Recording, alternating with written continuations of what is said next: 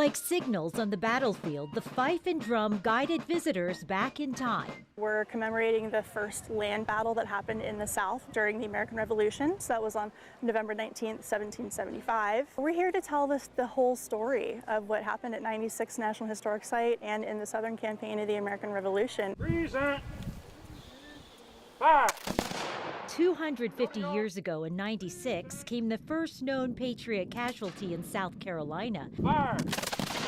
After Loyalists attacked a makeshift stockade. Patriots had gone and raided Loyalist strongholds and other things and gathered gunpowder and some other very important things. And the British and the Loyalists knew about it and they came to reclaim it. It was a big fight. It was the first big sort of major clash out here in the backcountry. But it really brought to the forefront, if you will, the minds of everybody, what they'd been feeling, the Loyalist versus Patriot. Who's going to stay with the king, who's ready to rebel? Each person comes into wars and battles for their own reasons. To the right about, face. I think the main thing is just protect their homes and their ways of life. 4 years before this first battle had started, my ancestor had just received a land grant from the King of England for 450 acres. So his loyalties were with him. Other reenactors portrayed patriots. This one's a descendant of Andrew Pickens. Not the famous Andrew Pickens, but his first cousin, also named Andrew Pickens, who was a soldier under his first cousin. He's retracing his roots with the whole family.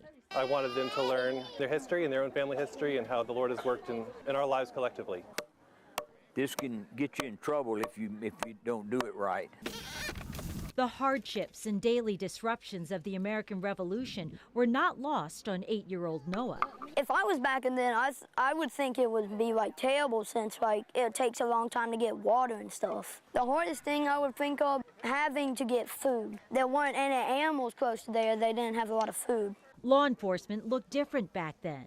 They weren't like cars, they were horses and they didn't have like guns and stuff. They had like little swords. And then there's the way weapons worked. Today, you have like machine guns, but back then you had like running guns with ammo and not like little pellets like they have today. Back then, the militia on both sides often wore their own clothes to battle. You don't get to see those uniforms very often. It's a great place to come. It's wonderful that they do this so that they learn. But they don't teach a lot of things, go in depth in a lot of things in history. The dynamics of the Revolution were complicated, especially in '96. This is a very strong Loyalist area throughout the war, actually. So kind of in the middle of a hornet's nest, if you will.